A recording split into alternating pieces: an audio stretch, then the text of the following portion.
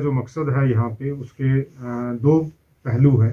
पहला पहलू ये है कि हमारे यहाँ पे जो कोरोना की सिचुएशन है उसमें लगभग 750 के करीब हमारे जो हैं वो केसेस हैं, पॉजिटिव केसेस हैं और एक्टिव केसेस यहाँ पे हैं। और दूसरा ये है कि हमारे पास लगभग हॉस्पिटल के अंदर 50 से ज़ायद पेशेंट जो हैं वो अभी एडमिटेड है। तो जो ये कोरोना की अभी जो सिचुएशन को जैसे मैंने असेस किया यहाँ पे दोनों पीडी पुलिस डिस्ट्रिक्ट जो अवंतीपुरा है और पुलवामा है और पूरे ज़िला के अंदर जो हमारे डिस्ट्रिक्ट डिजास्टर मैनेजमेंट अथॉरिटी के तहत जो हम रिव्यू करते हैं, तो उसके तहत करने के बाद जो है वो हमें 2-3 चीज़ों के ऊपर जो है वो डिसीजन लेना पड़ा। सबसे पहला डिसीजन ये है कि किस तरीके से इस बीमारी को रोका जाए। दूसरा ये है कि किस तरीके से जो गैर ज़रूरी मूवमेंट है, अननेसेसरी जो मूवमेंट है, चाहे वो किसी भी चीज़ की हो, ह्यूमन की हो, व्हीकल्स की हो, किसी भी तरीके से जो ह्यूमंस के थ्रू सपोर्ट होती है, तो उसको हम किस तरीके से मिनिमाइज़ करें।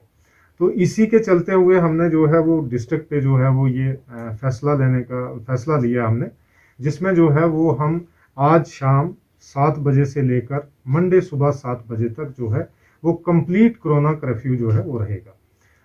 और इसमें जो है वो कुछ ही बेसिक जो हमारी बेसिक एसेंशियल जो सर्विसेज हैं या कमोडिटीज़ हैं, सिर्फ उनका ही ट्रांसपोर्टेशन रहेगा, तो सबसे पहली बात।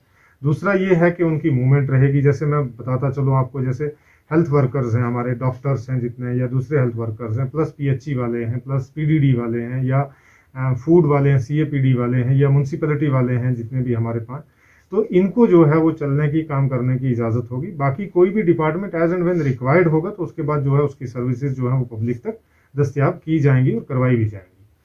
तीसरी चीज़ मैं ये बताना चाहूँगा कि इस कोरोना के तहत जो हमारा मेन एम है कि किस तरीके से वैक्सीनेशन प्लस टेस्टिंग को जो है ये बढ़ावा दिया जाए, सो दैट के लोगों की जो है वो वैक्सीनेशन कंप्लीट हो और वो इस बीमारी से जो है वो बचने में कामयाब हो जाए। वैक्सीनेशन के ऊपर किसी किस्म की कोई पाबंदी नहीं है। हमारी जितनी भी टीम्स है, under the supervision of concern BMOs and with the support of tehsildar, ADCs and police जो हमारा है, उसकी मदद से जो है जहाँ जहाँ पे भी जो हमारे 80 सेंटर्स हैं आज की डेट में जो कोरोना को वैक्सीनेशन को लेके, वहाँ उन जगहों पे जो है वो वैक्सीनेशन होगी।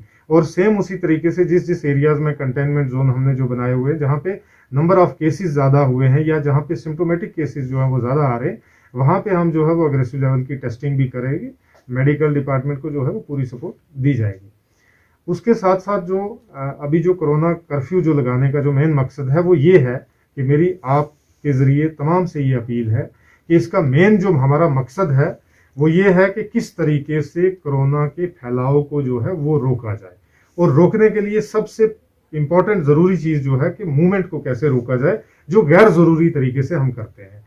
तो इस मूवमेंट के रोकने के लिए जो है हमने सारे ऑर्डर्स वगैरह इशू किए हैं। हर नाके पे जहाँ जहाँ पे भी हमारी डिप्लॉयमेंट हुई है वहाँ मैजिस्ट्रेट्स हैं।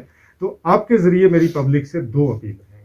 पहली अपील ये है कि किसी भी तरीके से गैर ज़रूरी तौर पे मार्केट में या किसी भी जगह पे अपने गांव में बिल्कुल ना निकले, और वैक्सीनेशन जो है और टेस्टिंग है उसमें अपना ज़्यादा से ज़्यादा योगदान, कोऑपरेशन जो है वो हमारी टीम को दें, सो दैट कि हम जो है इस बीमारी के साथ निपटने में सक्सेसफुल हो सके। दूसरा मेरी अपील जो आपसे है वो ये है कि खासकर जब हम, क्योंकि ये रमज़ान का महीना है, इसमें हम जैसे मसाजिद में जाके जो है वो नमाज अदा करते हैं, तरावी अदा करते हैं, तो एक प्रॉपर एसओपी के तहत आप करें। किसी किस्म की कोई भी गफलत जो है वो ना बरतें, किसी किस्म की कोई कोताही जो है वो ना बरतें, जिसका खमियाजा जो है वो सिर्फ ना कि उस एरिया को बल्कि पूरे डिस्ट्रिक्ट को जो है वो भुगतना पड़ता है। तो ये 2 अपील। इसी के साथ साथ मैं ये जोड़ूंगा कि अननेसेसरी जहाँ पे हमारे मैजिस्ट्रेट्स हैं या जहाँ पे हमने जो है वो डिप्लॉयमेंट की हुई है, वहाँ पे अननेसेसरी तरीके से किसी भी ऑफिसर से या इन चीज़ों से भिड़े ना। जो भी आपका अगर कोई जेन्युइन इशू होगा, जेन्युइन इमरजेंसी होगी, तो हमारी मैजिस्ट्रेट्स जो है, वहाँ पुलिस की टीम है, ओवरऑल सुपरवाइजरी ऑफिसर्स हैं, उनको क्लियर कट डायरेक्शन से कि किस तरीके से वो जो है वो इन चीज़ों को फैसिलिटेट करेंगे। लेकिन ये सारी चीज़ें अगर कोई जेन्युइन चीज़ होगी, जो जेन्युइन इमरजेंसी होगी, तो उसी के लिए जो है वो बाहर निकले, गैर जरूरी तरीके से बाहर ना निकले। शुक्रिया।